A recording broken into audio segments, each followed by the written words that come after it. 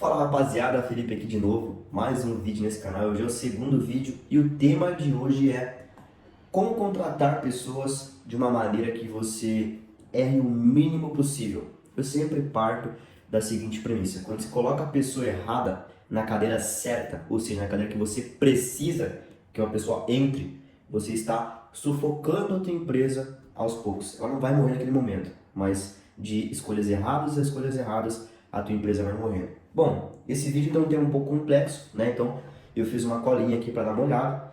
E se eu olhar para o celular aqui, é por conta disso, tá bom? Mas antes de começar, não se esquece, deixa um comentário aqui embaixo se você gostou desse vídeo, já deixa já. Manda o vídeo para um grupo de empresários que você conhece aí ou que pessoas que precisam estar contratando alguém para que ela não contrate errado. Eu tenho certeza que você vai ser uma semente muito importante na vida dessas pessoas. Lembrando, eu não sou o dono da verdade, mas eu tenho a minha empresa faz 3 anos, a Lotto, né? E eu acredito que eu mais errei do que acertei de um determinado ponto, onde eu parei e estudei RH, parei e estudei contratação. Eu mais acertei do que errei nesse ponto em específico, tá bom? Vamos lá, não se esqueça de colocar um comentário e de se inscrever no canal também, ok? Primeiro ponto de como não errar numa contratação é você observar uma necessidade. Pô, Felipe, como assim eu observar uma necessidade? Se eu estou vendo esse vídeo, quer dizer que eu preciso realmente de alguém para trabalhar comigo. Negativo. Antigamente, tinha algumas funções da empresa que eram necessárias eu estar fazendo, só que eu estava com aquele negócio quando você começa a pegar uma estabilidade. Eu estava acomodado. E eu falei, não, eu não gosto de fazer isso, então vou contratar alguém para fazer isso.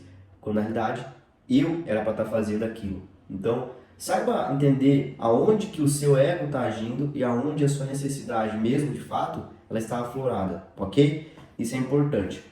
Ok, outro ponto. Quando e se eu precisar, como que eu sei que é a necessidade de contratar um funcionário mesmo? Até porque eu sempre falo, cara, você tem que ocupar uma função na sua empresa, contrata um freelancer que ele tem mais experiência, ele tem mais know-how e você não vai precisar treinar muito essa pessoa. Ela não vai te dar trabalho, ela não vai te poluir a cultura organizacional da tua empresa, porque ela não vai ficar o dia a dia com você, são só serviços pontuais. Então, caso o valor que você paga para os teus freelancers eles forem maior do que o valor ou igual, maior ou igual o valor que você estaria pagando por um funcionário fixo, um CLT ou um PJ, cara, aí é a hora de você contratar uma pessoa de fato, tá bom?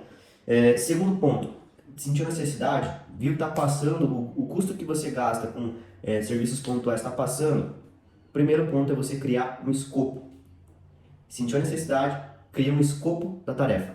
Você tem que definir o que a pessoa ela vai ter que te entregar no final do dia ou no final do mês.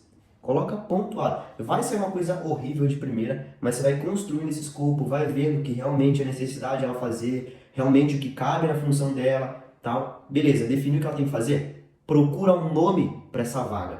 Procura um nome para essa vaga. Você vai colocar, geralmente você vai conseguir entender ou ter uma consciência prévia. Por exemplo, eu preciso editar um vídeo. E eu tenho que colocar, olha, tem que fazer corte, tem que editar, tem que fazer thumb e tal. Eu tenho que contratar uma pessoa de audiovisual. Quem são as pessoas que eu posso contratar? Um editor de vídeo, um filmmaker, que vai lá captar a imagem, enfim, você vai definir o nome da vaga depois de você ter o escopo. Beleza? Segundo ponto, alinha o perfil comportamental com a cultura da tua empresa. Isso é o ponto mais relevante, pessoal. Porque é o seguinte, não adianta você colocar um lutador de sumô, uma pessoa que tem 50 quilos para lutar sumô. Essa pessoa não vai performar. Você viu que não se encaixa? Nem chama para entrevista. Tá? Então esse é um ponto muito importante. Ok? Então, você criou o escopo, alinhou o perfil comportamental. E para essa questão de alinhar o perfil comportamental, tem uma ferramenta muito interessante que chama DISC. Análise comportamental DISC. DISC. Dá uma pesquisada, eu tenho certeza que você vai pegar a ideia, porque é muito fácil, tá? Você vai aplicar esse teste com as pessoas que você for contratar, que você estiver entrevistando e tal. Vai ver se bate. Então, no final dos pontos, o que nós temos que avaliar? 3 pilares. Você tem que analisar o perfil comportamental do profissional, perfil do profissional. Tem que ver se o perfil do profissional ele está alinhado com a vaga que você quer contratar. E também tem que ver se o perfil da vaga E o perfil do profissional, ele está alinhado com a cultura que você quer, porque não adianta você contratar uma pessoa lerda para fazer uma coisa que requer agilidade. A pessoa até pode ter as soft skills que você quer, mas ela não vai te entregar uma performance satisfatória, tá? Então, pensa nisso, tem que ter esses três pilares. Anota ou volta esse vídeo que você vai entender de uma maneira mais interessante, né? Vai voltando, não entendeu? Volta o vídeo, vê com mais calma, anota, sempre com um caderno e uma caneta na mão, tá? Terceiro tópico é não tente pescar peixe de água doce no mar. Isso é onde muita gente se frustra. Quer contratar um freelancer e acha que no LinkedIn vai conseguir contratar. Não vai. Do LinkedIn, a maior parte das pessoas, o perfil deles está construído para que uma empresa contrate eles CLT, tá? Eu não vou te falar que é 100%, até porque eu estaria mentindo, porque eu já contratei gente PJ do LinkedIn, só que é muito mais difícil. Então, tem outras fontes de captação, é igual prospectar um cliente, né? Tem outras fontes de prospecção de funcionário que vai às vezes funcionar melhor, às vezes um site de freelancer, às vezes o Workana, que são pessoas que estão ali dispostas a ser PJ mesmo, já tem o CNPJ, já tem tudo certinho, tá? Então, você tem que analisar também outra coisa, analise as pessoas à tua volta. Sempre o teu olhar tem que estar muito atento. Às vezes tem uma pessoa, eu vou te dar um exemplo meu. Às vezes tem um menino que eu sempre vou no restaurante e tal, ele tá fazendo um bico ali. E cara, eu já falei pra minha esposa, vai chegar um dia que eu vou contratar esse menino porque ele me atende muito bem. Ele tem cara de ser muito proativo, ele é muito inteligente. Cara, isso é o suprassumo do RH. Você tem que estar de olho nas oportunidades. É igual uma águia, ó. Tem uma águia aqui, ó. A águia sempre está de olho, por mais que de longe, ela está sempre enxergando tudo e sempre uma visão do alto, tá? Última coisa, né? Poste a vaga e selecione criteriosamente, com base na sua cultura, com base nos seus valores, com base no escopo da vaga, selecione criteriosamente 20 pessoas. Ah, mas Felipe, por que 20? Pode ser um número maior. Só que eu falo 20 porque é como se fosse um processo de prospecção mesmo. Você vai primeiro 20, não deu certo? Aí você passa para a lista dos próximos 20, tá? Então seleciona criteriosamente 20 pessoas ali que fazem coerência com a tua necessidade. Depois, você chama 10 para conversar. De cara você já vai tirar alguns e vai restar no máximo 5. Aí você faz uma ligação telefônica com esses 5, faz uma pré-entrevista com essas 5 pessoas na ligação telefônica, pergunta o que a pessoa quer do futuro, quais são as propensões dela, o que ela entende do assunto na qual ela foi chamada para vaga, quais as experiências dela. Eu sempre opto por trabalhar principalmente por pessoas que já têm experiência na área, mas não é uma necessidade, não é uma coisa que tem que ser levada à risca, né? Não, você pode contratar uma pessoa inexperiente para você treinar, lógico que ela vai ganhar um salário menor, tá?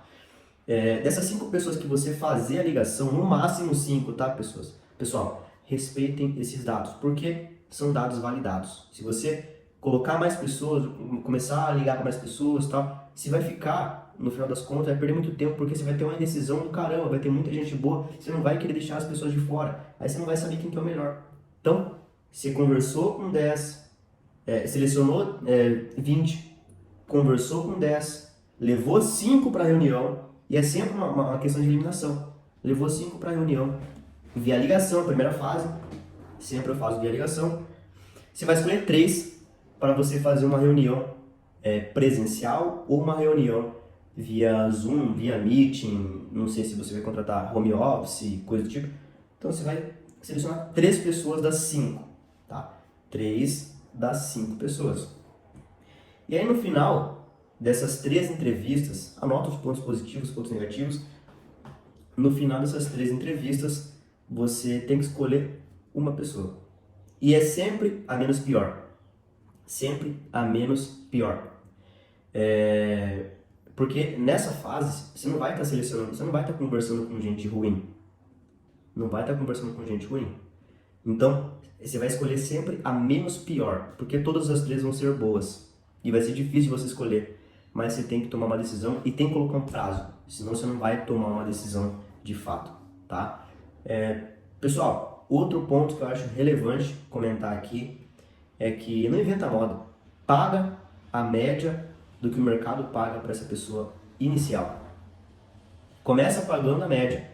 Se o salário de um designer médio, dependendo da experiência dele, é de 2.000, paga 2.000 reais.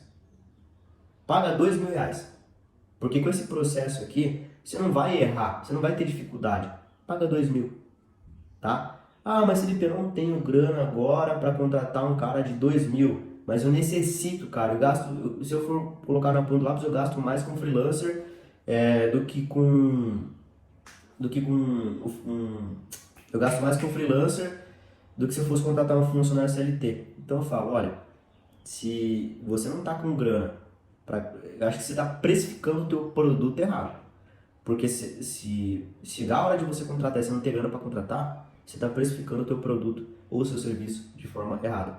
Você tem que ter grana para contratar, até porque se tiver demanda, você tem que ter grana para contratar, ok? Então, no pior dos cenários do mundo, tenta levar em consideração de pagar um variável no final do mês para a pessoa. Não tem os 2.000? Pô, o fulano, eu te pago 1.400 aqui, cara, que é o que eu posso pagar, mas se a demanda for muito alta, cada vídeo que você me entregar, eu te pago 200 reais a mais. Porque aí vai estar alinhado a sua necessidade com a demanda que você vai estar recebendo. Então, quando não tiver demanda, você não paga o valor a mais, e quando tiver, você paga o valor a mais. Bom, pessoal, seria isso. O tema do vídeo, basicamente, ele foi concatenado aí em mais ou menos 5 pontinhos, né? Vou só ressaltar esses pontos para você.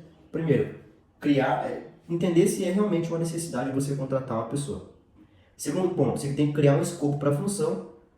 No final das contas, esse escopo aqui ele vai ter que ter todos os entregáveis que a pessoa vai ter que te entregar no final do dia ou no final do mês. Salário, base, remuneração, método de trabalho, tem que ter isso também. Terceiro ponto, alinhar o perfil comportamental, cultura e perfil profissional ali que você está querendo contratar. Ou seja, são esses 3 pilares. Quarto ponto, você tem que pescar a pessoa no lugar certo. Você tem que sempre estar atento para novas oportunidades também, tá? E quinto ponto, poste a vaga e selecione criteriosamente, no máximo 20, para conversar com 10, para marcar 5 entrevistas via ligação, para marcar somente 3 entrevistas via reunião e selecionar uma, tá? O supra-sumo, se você gostou do conteúdo, coloca aqui nos comentários o que você achou. Eu acho que é bem relevante esse conteúdo para vocês não errarem mais, tá? E dá um like, coloca esse vídeo num grupo de amigos, num grupo de empresários que eu tenho certeza que vai ajudar eles sim, tá bom? Fiquem com Deus, até mais.